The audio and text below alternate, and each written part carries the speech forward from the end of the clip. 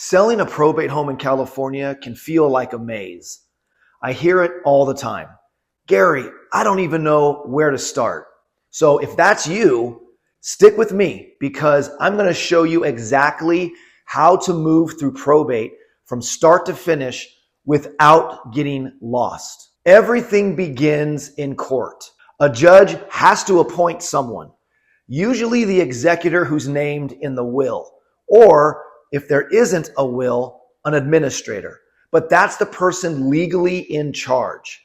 And until that appointment happens, nothing else can move forward. Once you're officially appointed, the next question is, how much authority do you have?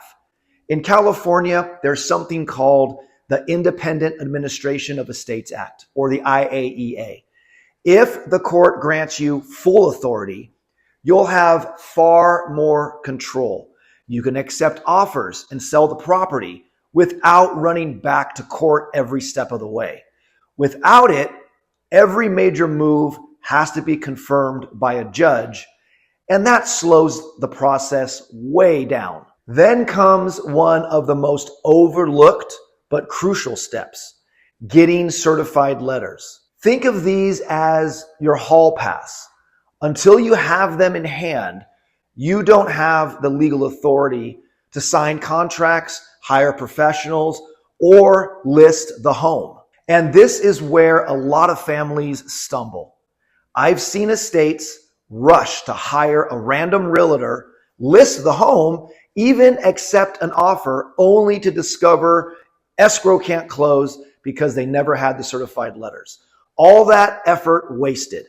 And that's why having someone who knows probate on your team from the start is so crucial. Once letters are in hand and authority is clear, that's when I sit down with you and all the additional heirs, usually via Zoom.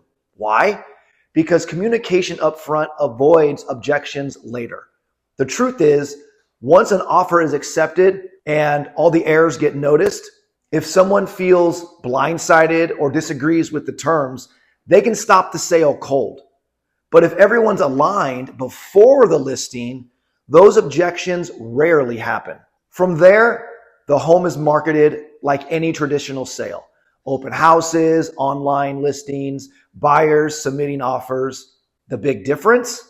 In probate, the estate issues a notice of proposed action once an offer is accepted. Heirs then have 15 days to object. No objections, the sale closes. Objections, the case heads back to court for confirmation. Here's my pro tip.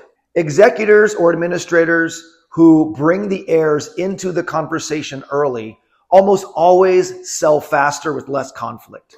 Transparency up front saves months down the line.